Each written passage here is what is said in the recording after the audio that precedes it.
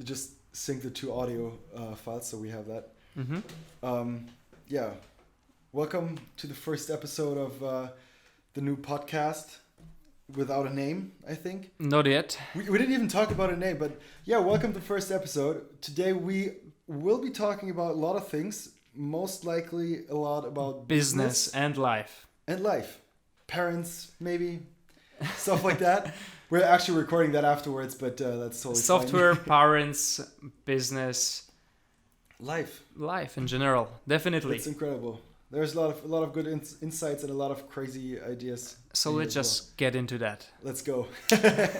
I was coding there. I was later after job, to be honest, reading docs, going through courses, and then I was just sharing this with audience, right? But those people were also starting, and they were very grateful for that. They could always learn something. And now, since I go more into the business side, I'm okay, I'll do the same with the business. I'll share my journey with starting company from scratch. We are already in 1 year. We didn't fail, right? I mean, we still are in the game. We are profitable. We have a small team. Yeah. So I was let's do it the same thing. I'll do a podcast. I'll do a YouTube video. I'll tell about that. I will tell about processes. What is it to hire a first guy? What is it to actually fire the first guy, and so on. So that's my strategy. That's why I'm sharing this, because in the end I love that. And but that's exactly what it is. We're here to there's always so my strategy, and that was my strategy with Instagram as well, was I wanna get this one person that actually says, oh, that was helpful. And I think it was my 4th or my 5th post on Instagram back in the day. I can't look at it right now, but yes, you're banned. I'm banned right now, but Zuckerberg is checking your requests. He's sucking my requests up, but I had this. I don't remember, but it was one of the people in the community that I was looking up to, and I was like, wow, he has it figured out. Yeah. And I did this one course by Westboss, and it taught me that there is CSS variables. I was like, well, okay, why am I using SCSS again? There's no point, because the variables were what was nice for me. And I posted that on Instagram. I was like, well, wow, look what I learned in one of the most famous courses for front-end development by Westboss.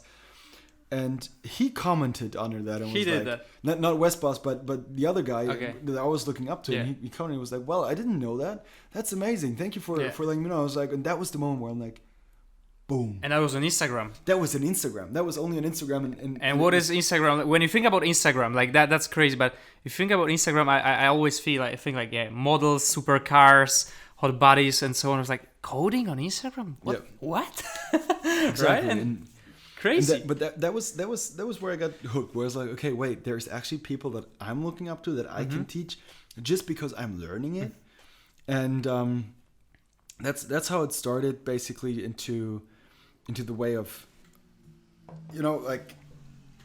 getting into or the mindset where I'm at right now. And I don't need to have a company that's making 7 figures.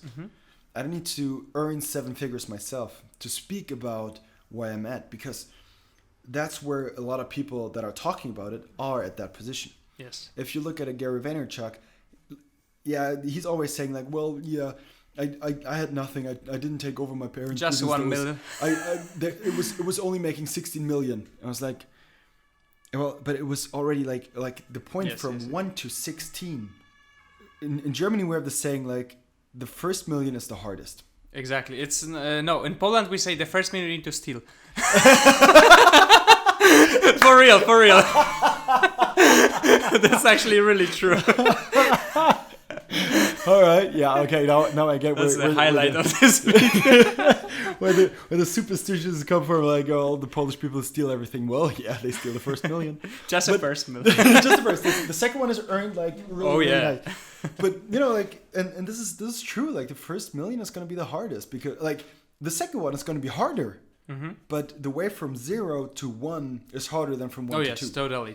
And that's basically that's something that's why I don't like Gary Vaynerchuk, because he didn't start at 0. Yeah, that was different. I mean, of course, he was working in his father's shop. No, not a question about it. He was working his ass off. He did a really good job. Yes. Of course, regarding Vaynerchuk, VaynerMedia, he started this from scratch, but he already had experience with building a company for a long, long time, right? So if you're already not like serial entrepreneur, but if you're already entrepreneurial for a long time, then it's much easier to start a new thing, right? It's like coding a new project. If you build 10 coding projects and you want to start a new one, it's like you already know what failed, what didn't work out. As like, you had the opportunity to fail a couple of times, which is basically the best thing you can do. Totally. Because that's how you learn. What you said very interesting regarding the sharing about the business, even though you didn't make a huge success, right? But you already are into the field for quite a time. I mean, you were the first person I started talking to when we wanted to start a company, like real talk, right? Like, as I said, you always were telling me, hey, you first go to your network, ask for things. I was like, hey, I don't have any friends. Like, I quit my uni, right? I started a new one here, but then I want to go to and start my own thing. And all of my friends, they are still studying. My family, they have no freaking clue about doing a business. I'm like, hey, you are the first guy I can ask. So you told me about it. Let's reach out people here. Even like use all of your resources, Instagram, Facebook, people from your university. And it started working out. Like those little tips, which might be obvious right now, right? Because that's... If someone asked me, like for me, it's so obvious that I can share it with them. But then I didn't know. So for me, it's this one guy. but that's the point. Not a lot of people are at the 7 figures and trying to scale up. That's easier because you already have your foot in the door. But what I'm looking forward to is teaching those people who are at 0 and when I get to at 0, let's get to the 4 figures. That's where it's interesting. Because that's where like the so-called hustle start. Like this is the real hustle. Exactly. And I don't know. I feel like there's a couple of people out there that... I mean, you mentioned four digits. Hustle. 4 digits. I don't know if you remember when I told you how we started with Wojtek in the very beginning, right? We both already had like positions as developers. That was easy, right? We were getting decent salaries. And then at some point we quit and was like, okay, let's earn money from clients. We went to Upwork and we getting our first jobs after like sending crazy amount of proposals, personal proposals, like 50 per day or something. Yeah, we doing crazy numbers. But our first job, like I remember my first job because I got it first, was some Amazon automation. So keep in mind that I already had experience as a developer, so I know how to code. But some people literally start there from scratch. But anyway, that was around $500 job. It took me, I don't know, 2 or 3 weeks, and I was working really, really hard to do that. And then it was fixed salary, right? A fixed price project, so I couldn't negotiate, and he need to accept that. So I also did a lot of changes.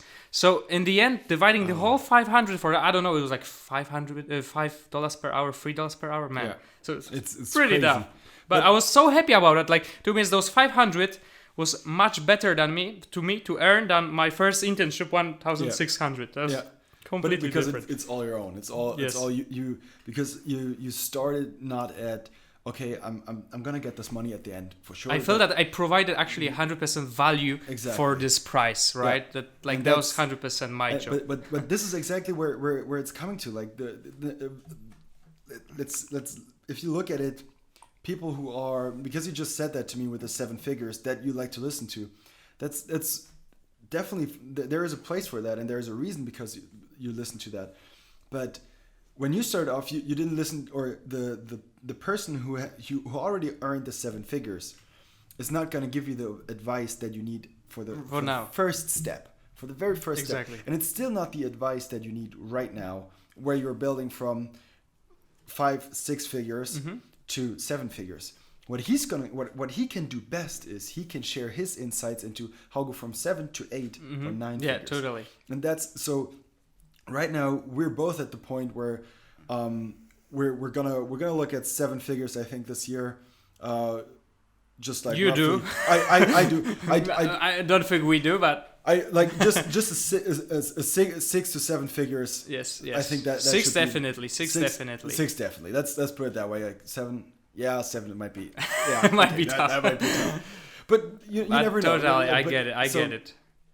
And we're everything I do once, and I wanted, like I told you, the day my Instagram got taken down by Instagram itself, my Instagram account got taken down, was the day. This video is not sponsored by Instagram. they're working really, really hard and trying to figure out what went wrong with my account. I hope so, at least. Exactly. But that day I went to rebrand because my account was called Coding Nemo, and the last time I actually coded was in the beginning of this year. Okay. It's already crazy. Okay. And so it all switches, and it's gonna take some time, but we're building products now, and that's great. Like it's developing. Let's stop a second here, because I just want to get back really quick to the previous topic which we discussed about those salaries and where are you at the moment, because I have a lot of very rich friends. I mean, it's not like they are rich, their parents are rich, and the thing with them is like they never really worked the real job, or like if they did, that was because a father has some contacts, some connections that they got the position. But the thing with them is like I even asked them, it's like, hey, what do you do for a living? Like, what are your plans? Because like you party 3 times a week, you are spending crazy amount of money going to for crazy holidays. You're not really like grinding, learning. You never work. I was like, yeah, I don't really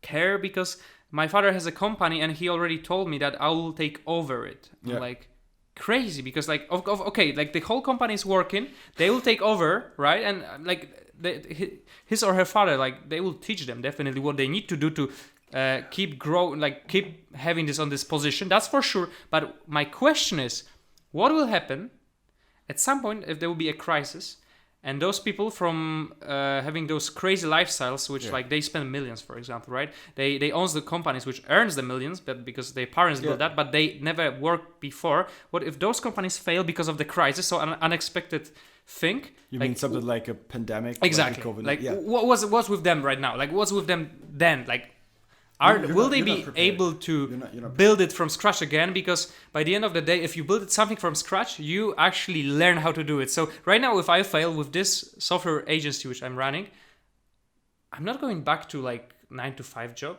I already love the whole process of entrepreneurship. It's like I will start a new thing because I already love that, right? Start the next thing, yeah. But I wonder how they operate. So what I think, what I'm always saying, by the end of 2019, I started getting into my grandfather's hotel, and started getting into whatever he was like doing, and sat down with him, crunched the numbers for 2020, went through everything that's around there, tried to learn a lot around it. Not even with the idea of taking over at some point. That was never. That's not my. I don't feel like that's a full-time job for me.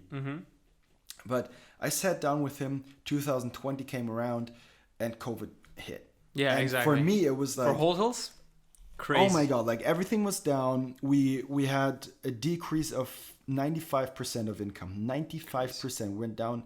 We had 5%. But is actually German government covering that? Not all of it. Not all of that. Not all but of still, it. It's helping. Some of it, but not all of it. And they did a good job to provide, but. For me, it was like, okay, shit, we have to shut down the hotel. Like, we have costs. Yes.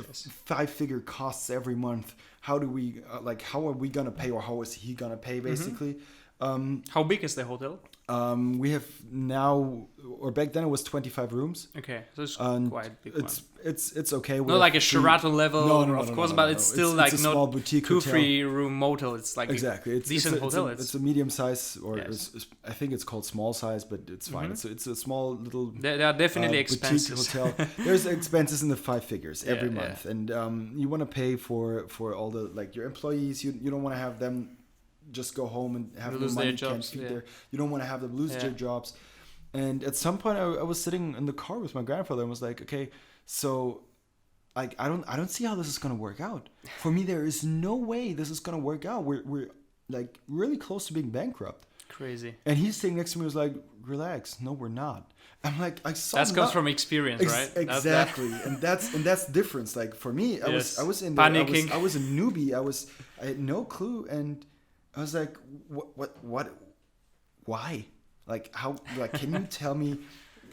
How can you be this relaxed? And basically, a year later, I learned what it means to have somebody threatening to sue you for a 6-figure amount while you don't even have anything like that.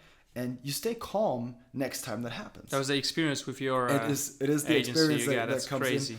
in. And But when I was sitting down in the car with him, that was in the end of 2020, and I was like, okay, what are we gonna do? And he's like, well, we have enough options right now, and it's not like the hotel made enough or made a lot of money. It's not like, okay, well, my grandfather owns a hotel, there's a lot of money, and we're rich or anything. Yeah. No, we're not.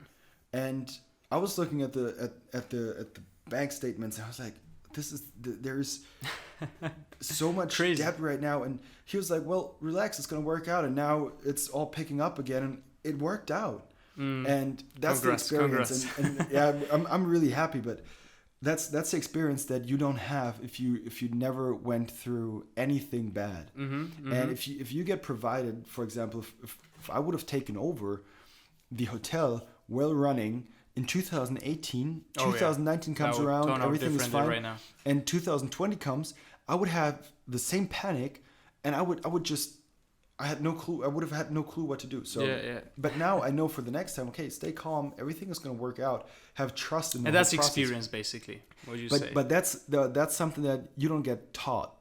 Yes. Like nobody can teach you experience. Yes. You can learn a little bit from experience of others. But this is so different, and this is what's going to happen to the people who take over other like their dad's companies if they are not in there from day one. Exactly. And maybe their dad or their mom or maybe their dad or their mom or whoever built their company is providing enough information for them and taking them in really early. That's fine, but I don't think it's a good way to just be like, okay, now I'm 25 years old, I'm taking over the company. Yeah, because you lack the experience, and when the next crisis comes around, there's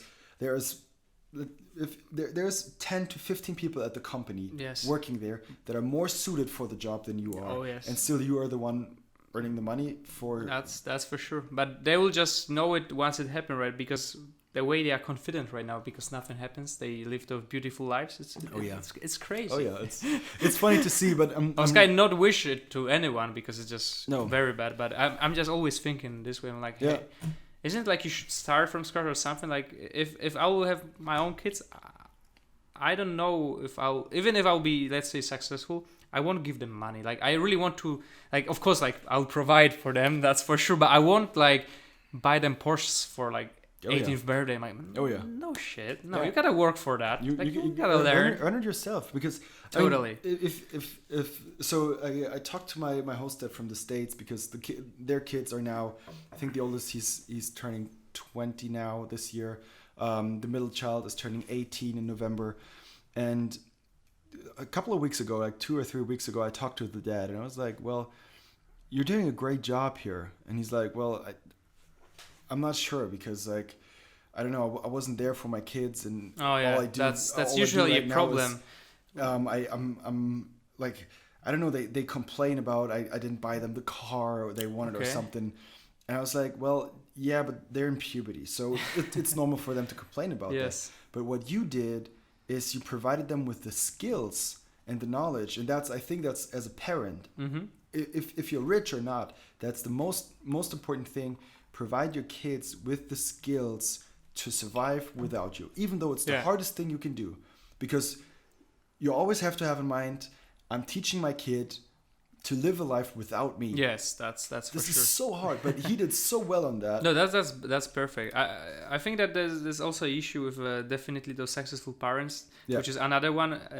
It might be really connected to the case of those kids which are getting the Porsches. It's like their parents were so busy and so on that they really didn't show them the love from early on, and they were trying to compensate for that, and they were buying Porsches. And I also don't think those people are really happy in life, right? Like, of course, I don't want to get this podcast into this this stage here. It's so I'm no one to talk about like kids and love. It's like I'm different stage, of course, in their life. But I definitely can see that this is, I think, the most important to give to your child, right? Like once you are a parent, once you decide to take the responsibility for that, right? Of course, if you're running the company, it's much harder. But once you have a child, like, you need to take responsibility for that and show him the love, not buy him the expensive thing. This is not what makes your child also happy and makes compensate for the love you didn't give them in the early stages. That's what I definitely can think, and I can also see that in a lot of friends. So I went to a high school or a secondary school with a lot of kids of lawyers. Yeah, and, exactly. Notaries and architects. So their parents had a lot of money. Yeah. And is it rolling? It's still rolling. Yeah. Okay. Just double check. Yeah, it's. I think it's double check. Still blinking. So the kids had a lot of money. The kids didn't have a lot of money, but their parents had a lot of money. And looking back, I'm so happy and I'm so grateful that my parents, especially my mom, taught me what it means to work hard. Mm-hmm. And by hard I mean she had 2 kids. Like she was taking care of us alone. My dad was not really around, and she was working. For my feeling, she was working day and night, literally. Crazy. Looking back, it might have been 10 to 12 hours a day. That's what I feel like. How much she was working, and she probably would have not had to do that because of her parents. Oh, but yeah, true. Did. I mean, your grandparents are parents of your mother, right? So the serial entrepreneurial and so on. Exactly. But, so, like I said, like she still did, and it's still not like my grandparents are loaded. Mm-hmm. But back then it would have been okay to have the family support, and my mom was always like, "No, I want to do this on my own. I don't want to live off my parents' money." And now looking back, I'm pretty sure she can look back at her life and be like, okay, I actually did something. Where I am right now, I earned this. This is what I did. And this is where what I'm doing comes from as well. Like, like I want to, when I'm old, I want to say, this is what I did. And not this is what my parents did. Yeah, like looking back, just checking, summarizing things, being proud of yourself. And the most important, being happy what you did, like what you built also. I mean, definitely I believe that one of the reasons why we both went into the entrepreneurial path is because we really want to build something. Yeah. That's like, I mean, the same thing is a legacy. Not like a legacy, it's more about building things. So very easy example, for example, definitely for me, I don't know how about it works for you, but it was Instagram. I literally felt really good doing Instagram for those like 2 years. I don't know, I built like 40K over 2 years because I had this nice feeling that I'm building something and it's for the future, it's for a longer period of time. And right now, of course, I don't spend that much time on Instagram. I'm not really growing, but it was overtaken by building a company. Like right now, I feel like the time I spend here is, even though I don't earn the money right now, but I keep doing what I do. I'm keep doing what I do for the next 2 or 3 years. It will definitely pay off, and it will definitely, like, I don't know. First, we'll have impact on something. That's for sure, but it will be seen. Yeah. So that's the difference between working a 9-to-5 job for someone, just exchanging your time for money. Yeah. Than building something on your own from scratch. And that's also... So I get a question for you. Do you run your own company because you want to get rich? No. That's not... I mean, one of the things is that I definitely want to be in, like, let's say this 1% class, but comparing to a whole world, like just being born in Poland or Germany, we're already like up there. 2 or 1% thing. So that's not the case. Building a company is mostly that it's not like I'm getting bored pretty fast. My biggest problem is that I didn't find a job that I like to do. Mm-hmm. So, I mean, I didn't try like a lot of the jobs yet. I was just a programmer, but was coding in different languages and so on. But I just realized that, like, I was also a part-time YouTuber in like a company from California. I really like that. But the case is, in the end, I didn't really like that. Like I quit all of that because I was burned out.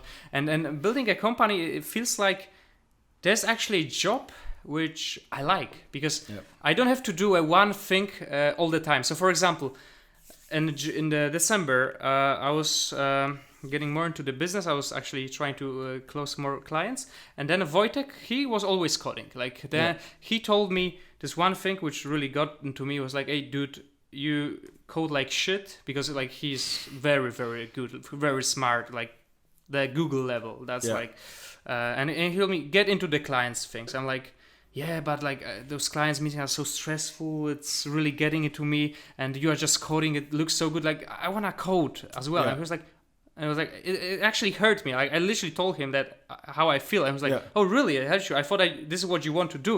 And I was like, okay, then from now on you code. And I had those 5 hours focus for coding.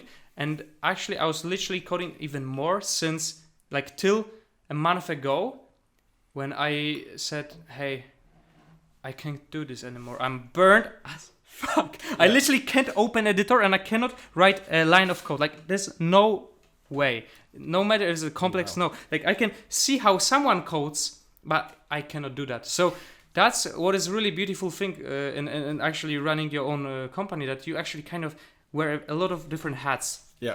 Especially when you are small, right? Like, of course, when you are bigger and bigger, those are different. But here, what provides the value for a company is like, yeah, I meet with you, we have fun, we do content, we do podcasts, right? Then I code, drinks, of course. Then I go back, I have to write some proposals for a client. So I do a lot of different things, and that's why I'm keep doing this, because I just love it. It's interesting because a lot of people, from my friends, I think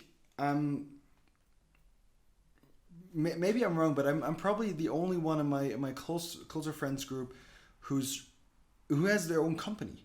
Everybody else is employed somewhere. Same for me, from like really close from Poland. Yes, definitely. Like from Berlin, like everybody that I know that runs companies, I met after I started running out.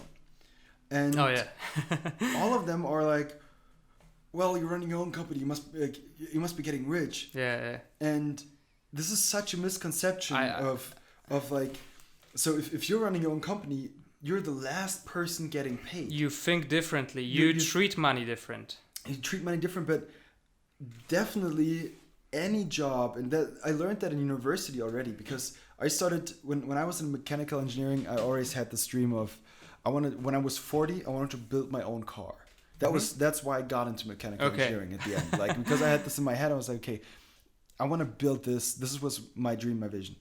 And I talked to a professor, and he was like, you need to know when you run your own company, you're the last one getting paid, and it takes about 15 years on average in Germany for being the owner of a company to earn more money than you would in the same amount of time as an employee in the same job.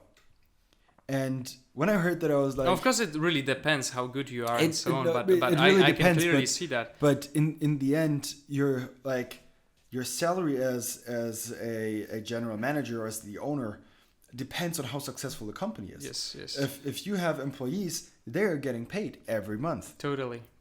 If the company is not performing, you are not getting, or exactly. your salary is basic.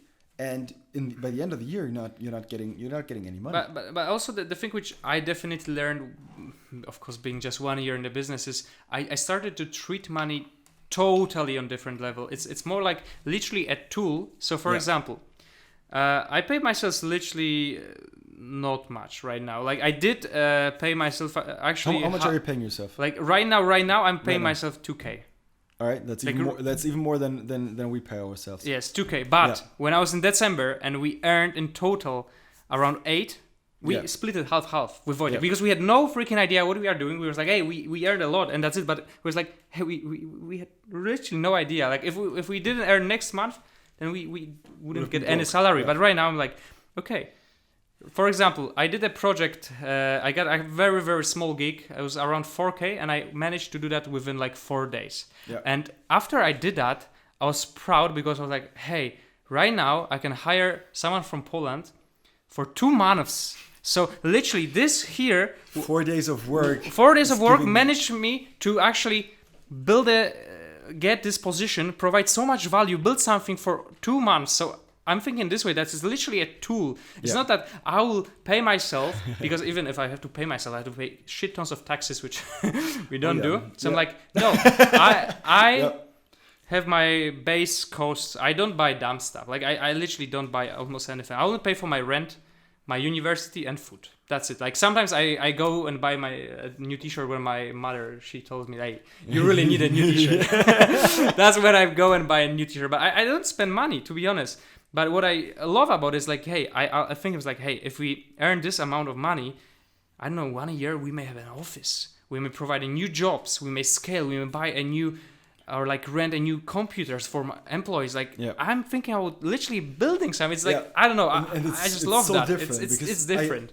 We had that discussion at Mieli the last couple of weeks a lot, because we had set ourselves some goals for revenue that we wanted to make, and things turned out pretty well. We were successful, so we felt like, or it was feeling like, okay, now we're actually like, we can go all in, like we can pay ourselves some money. And then we talked about it a lot. Like when I say a lot, it was like a couple of hours, a couple of days. So crazy, yeah. Hours and hours, and we're going through this, and I was thinking about it a lot and talking to every one of them, and it turns out that the money that we're like that's coming in, that's all good, that's all fine, and it would be nice to have more money right now in the bank, and like in my personal account, but looking at it, we're now set until the end of the year if we keep at the same pace. So if we're able to increase the pace now, we're able to scale. Yes, and that's what enables us right now to build our own products. And we have now this play money. We have this foundation where we can basically say we have bootstrapped our funding for 6 months. And by the end of the day, I think building a company is actually building your biggest asset. Yeah. Right. Like that's a thing you're building for years. Yeah. Right. So it's not okay. This year you won't get after tax money this amount and this amount, but you are actually building something great. Like, and this is like how you operate. I mean, even if you don't earn anything, but you have a company which is worth millions, right? And then you are getting really, really old. I mean, you will survive. You're fine, man. That's your biggest asset. Yeah, but that's something you can be proud of at the end of the day. Definitely. And that's basically. But it really takes some time. Like, I mean, I learned this about after, I don't know, 8 months. Like it literally took me 8 months. Like right now I have this total mindset. Like I would rather not pay myself if I have some savings, but keep growing. Yeah. Still risking it. Like I have this, of course, that I'm super young still, that even if everything fails, I mean, being in 20s is I think it's beautiful. It's just beautiful, right? Even if everything fails, like literally, and you have to go just 9 to 5, you can still manage that, right? The problem really starts when you have a family, your 40s, like then of course you don't have that much energy. But still you're able to do that. But in the end, like all of this. And all of this feeling of like, okay, I want to grow something, I want to build something. Yeah. I think, and that's pretty nice, because that's the why, the big question of why we're like, each of us is doing that. Like all of my co-founders, all of your co-founders, they're in there not because of money. I have some co-founders who actually are doing this only because of money. I have those guys, but I don't think it will really last. No, those are totally different mindset. They would rather profit right now. They don't give a fuck about scaling, growing. They just want a quick buck, and those people, they're always like there. That's fine. We need those people as well, because that's how all the startups work. But like for real, like I think that it's important to have that, and it's totally fine to be on that mindset. But in the end of the day, this is something that, for example, that I don't like about Berlin. Everybody's like, well, how fast are you scaling? I mean, the startup environment in Berlin. I know. The startups it's all in about Berlin. It's like getting investors' money, like especially factory. How much are you worth? And yes. I'm like, I'm not worth shit. Yes, like my company is not building to be the first round $1 million or 50 million or something within a year. It's the first round, second round. It's like if you burn all of the investors' money in first round, you get a second round, and basically you may not have a product for 1 year. Yeah. You burn everything, but you get the next money round, and that's how you operate. And then, even though like at some point you are estimated something, like you are worth something, I don't know, those numbers are crazy, and you got acquired by a bigger company, you exit, and that's it. Like, I don't like this. I would rather bootstrap. I really love bootstrapping. It's something that literally gives you a lot of lessons. And I would get into investor money at the point that I would really, really need those money. Because if I got 100K right now, I don't know how to spend that. like to be honest, but like I'm in this moment, like in my life, like I didn't have those experience yet. So you really need to have a reason for that, experience for that. That's the different game. So it's not like I'm blaming all of that. I'm not. Of course, there's startups which are successful and they had to get their founding. That's for sure. Yeah, but a lot of them, I don't think they really need that. No. You can, especially in the software development, you can bootstrap a lot of things. But that's something we should get into at some other point. Because there's so many topics. But like the two ways, or there's maybe more ways to start a company. Yes. But this is so interesting to get into because we've seen different companies. Totally. I've talked to companies who got who bootstrapped. I talked to companies who got funding of more than 2 million without having a prototype. Just the idea. And they got 2 million. I totally or more, see like, that, yes. and that's and it's. Totally I mean, Silicon Valley is like we're talking about the Berlin here, man. Yeah, the real money is in Silicon Valley, dude. Those guys there was this quick story. Is crazy.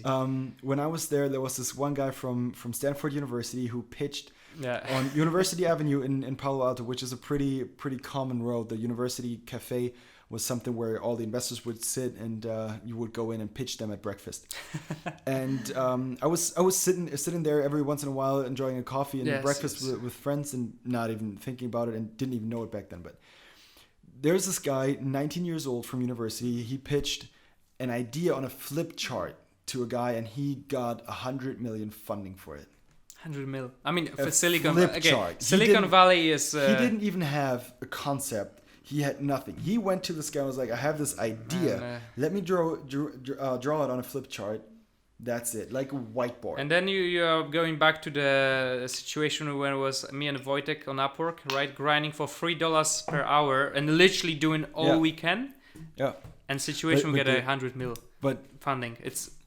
Like how the world works. It's incredible, right? It's just incredible. But I think that's the fun and that's the goal and that's the purpose basically. Yeah.